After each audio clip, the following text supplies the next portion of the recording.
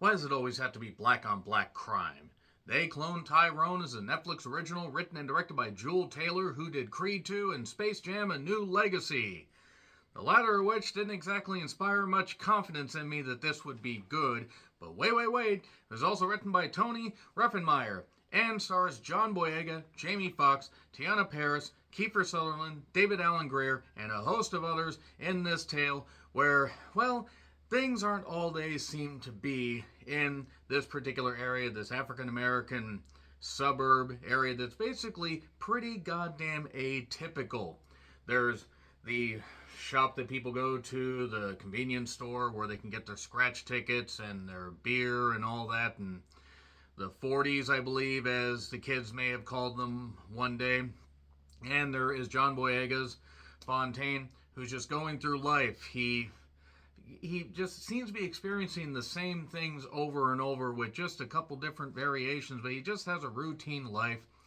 And then one particular night, well, something happens where he ends up waking up and feeling that things aren't exactly right. And then he finds out, while teaming up with Jamie Foxx's Slick Charles, who's a pimp. And Jamie Foxx, by the way, he doesn't owe anybody a goddamn explanation for why he had a medical issue and was out of the limelight and was dealing with things. And if you think he does, or if you think that he isn't Jamie Foxx and he was replaced because all this vast government conspiracy stuff, you're fucking idiots.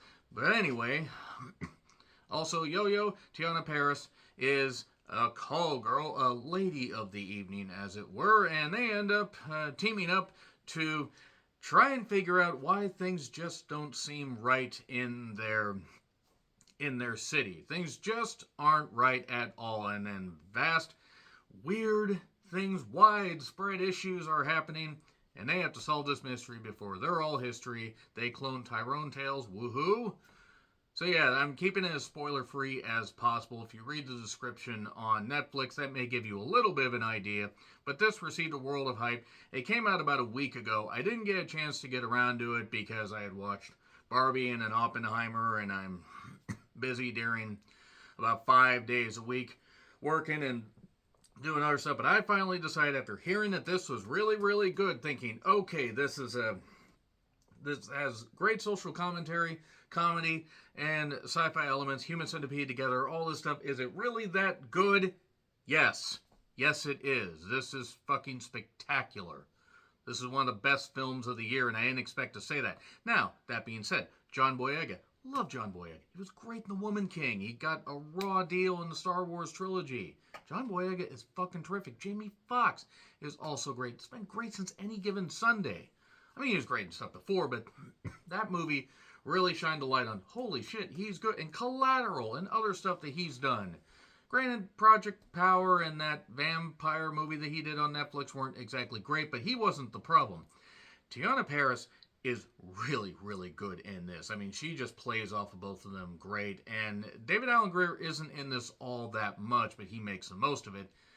And Kiefer Sutherland, gee, I wonder if you can guess what role he plays. This is a great send-up of blaxploitation movies and stereotypes and stuff. And Jewel Taylor understands how to mix all these elements really well. Space Jam: A New Legacy wasn't exactly all that great. Even though I think he tried with his writing, the movie itself wasn't that great. Creed 2, I really should go back and just watch the first two Creeds and then maybe review all of them at some point. But that being said, he understands how to use some subtlety and also just have things where you can peel the layers back with the story that turns out to actually shine a light on how, let's just say, white people want black people to act. That's one theme in this particular movie. But it's really funny. It actually is really funny, but it can get dark, it can get deep, and sure, there are a few loose ends and a couple things that maybe don't quite fully come together. I think it gets a little bit busy in the second half, but I'm not going to let that take away from the fact that this movie is, again, one of the best films of the year. Really, really good, really great performances. I love the grainy type filter to channel the blaxploitation movies, and just the theme and the style, the set design, the wardrobe, the acting. Once again, John Boyega, fucking terrific. A lot of really great stuff to sink your teeth into, and a lot of great social commentary that really is going to hit. And I've seen some people complain, oh, it's so stereotypical in the first 10 to 15 minutes. I've seen a lot of people say that. A lot of people are being negative. It's the whole fucking point. It's the whole fucking point. Stick with it, and you will find something really, really enjoyable. Again, even if it gets a little bit, not uneven, just a few things get a little bit too busy later on. It turns out to be one of the best films of the year by far. It's on Netflix if you want to check it out. I am going to get into spoilers just so you know. But there you go right there. 3, 2, 1. Once again, great performances, great set design, all that. 3, 2, 1, spoilers. Okay, so John Boyega's Fontaine. Yeah, he really can't get his mom to come out of his room. It turns out that his mom actually is not there. That there's just this tape recording of all of her stuff because there's this vast government conspiracy where people are being cloned. And why are they being cloned? They're being cloned to be, well, trained to behave a certain way so they can keep up this government project going on. Why? Why not? And a lot of the stuff, like, from the very beginning is just really, really funny.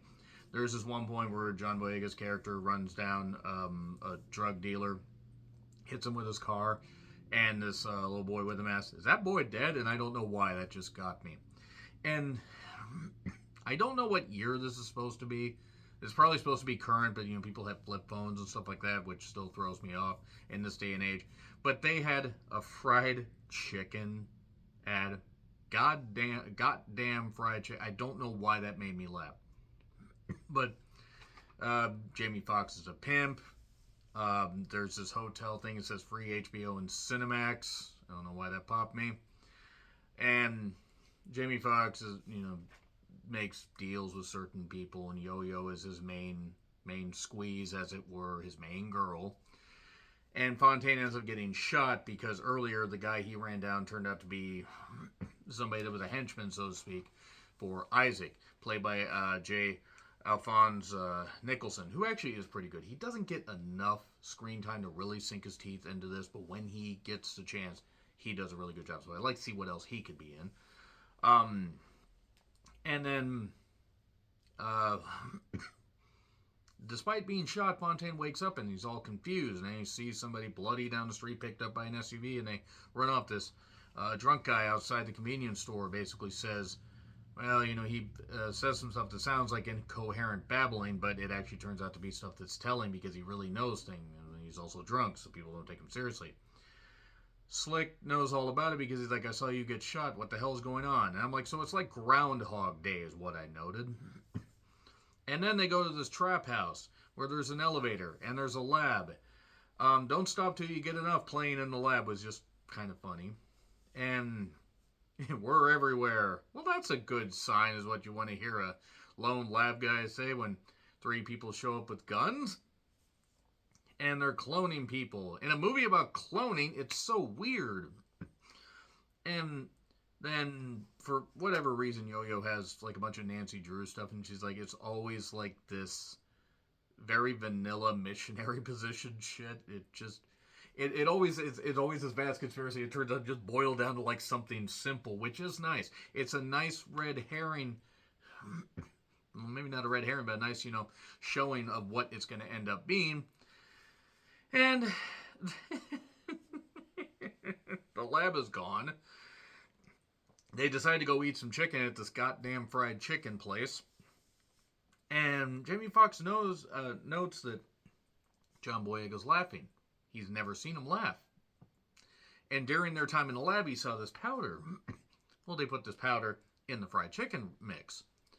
And it's in the chicken. See, it's all about the chicken and the products and everything. And they're trying to make, this crazy conspiracy, this crazy government entity is trying to make African American people act a certain way to keep the charade going. You can't think for yourselves. We have to tell you how to think, is basically what they're saying. I'm not saying that. That really came across bad. But there's cameras all over in the chicken place because everybody is everywhere. It turns out, I guess, the little kid that was with him earlier was shot. And now Fontaine has to figure out what are real memories and what are memories that were implanted. Is he really a clone? Is he really him? Who else is really just a clone and not like? Obviously, all this weird shit keeps happening. There's even hair cream that straightens hair out to take away, the afro, maybe not even afro, but just the style that so many women are able to show, and even some guys are able to show. And it's in the grape drink. We get to David Allen Greer as a preacher, and the grape drink's used as communion. I will say this much about the black church scene. I've been in one. Probably should have held up just one finger there. You want to talk about infectious energy. When they are into it, my God, it's like you can't help but get into it. Even if you're not religious, you can't help but get into it. They really, and nice, great congregation. I never went back because I stopped hanging out with that friend after a bit. But, because they moved away, basically, was the deal. They moved like a while away. But I ended up having a lot of fun there, and it was just a lot of infectious energy, so that gave me a flashback. The church has a lab. See, the lab's getting moved all over the goddamn place. Suddenly the trap house has a family living in it, and it's not there. They took that stuff away somehow. And all these products and all this stuff is just used as a form of control. It's like if Cabin in the Woods and Clockwork Orange had a baby and were human centipede together.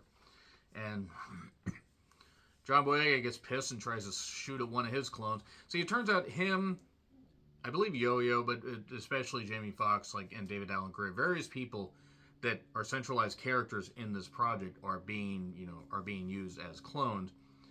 And then here's Kiefer Sutherland, 1 hour in, for the greater good. The greater good. Shut it! And we're trying to keep the United States united. We're trying to help you people. What do you mean, you people? I mean, he doesn't say that, but he might as well have. And Yo-Yo ends up getting taken later that day. This is after, at one point, just when Kiefer Sutherland showed up, there's a bunch of people around all these people that are controlled. It was like the Thriller video, and it was actually pretty scary. I was like, okay, they lean a little more into that. We might actually have something on our hands. And actually, the movie was good before that. But that's where it showed Jewel Taylor doing a horror movie. I wouldn't mind seeing that, actually. I think he could do some stuff. And Yo-Yo got taken to her... I didn't catch the young lady's name, but looking like Carmen Sandiego. And I don't know why that made me laugh. I don't know why that made me laugh. So she gets taken. And Boyega gets shot, but this time it's a little bit different. What the hell's going on? It turns out he got shot in the shoulder. It was all a ruse with that guy Isaac, where all this stuff's going on. Now finally everybody believes. They go down to the lab, big old shootout. These lab techs are getting shot. It's fucking incredible. Kiefer Sutherland becomes Kiefer Shooterland. I'm sorry, except I'm not. And then John Boyega gets taken by one of his clones, another clone, a clone of a clone. And then there's this old Fontaine. It's the first Fontaine. It's John Boyega in old man makeup. Kind of shot in the dark or whatever, literally, because I don't know how great the makeup effects were, but it was nice, dramatic film noir stuff. So, assimilation is better than annihilation. We have to fit in. No, you kind of can just be whoever the hell you want. It shouldn't be the case where people have to fit into a certain bubble just because they're a certain race. But that's the idea. He's bought into all this stuff. And there was this overlying thing of Olympia Blade, or Olympia Black, I mean. And you say that, and the clone suddenly can be controlled by you. Or they hey, wait, this is stupid. Boom. Old Fontaine gets shot. And now news reports are all over the world. All these clones are coming up out of the labs. All this stuff's going on. And Yo-Yo had talked earlier in the film about going to Memphis. And Slick's like, sure, I'll go to Memphis. And then Slick Charles. I do wonder if maybe Slick Charles pimp. I wonder if Jewel Taylor was a fan of WWF television in the mid to late 80s and even into the early 90s with the Doctor style Slick. He was more of a preacher, But still, I wonder. There's no way he's going to find this and comment, but I do wonder if he was a fan of the Doctor style slick. I'm not saying that he was the only one. Nevertheless, let's get off that topic. They are going to go to Memphis. Another Fontaine is still staying behind, though, and sees these news reports. So there's multiple Fontaines and all this stuff around, and we might get the clone Tyrone too. Electric, whoa, we're going to do more of this boogaloo? Yeah, again, a little uneven in the second to third act, especially the third act. I don't think it stumbles. I just don't think it's as strong as it was by, about an hour in. But nevertheless, once it starts, showing its hand, you're either going to accept it or it's just going to totally check you out. That being said, I had a great time watching this. I had a lot of fun. I laughed. I enjoyed it. I thought there were good horror elements, good other stuff. Great mix by Jewel Taylor. A+. Gets an A+. Even with any of the issues I had, doesn't take away from the fact this movie's great. And so, agree, disagree with what I said? Like, share, subscribe, Twitter handle in the description. I'm John Retlin. I'll see you soon.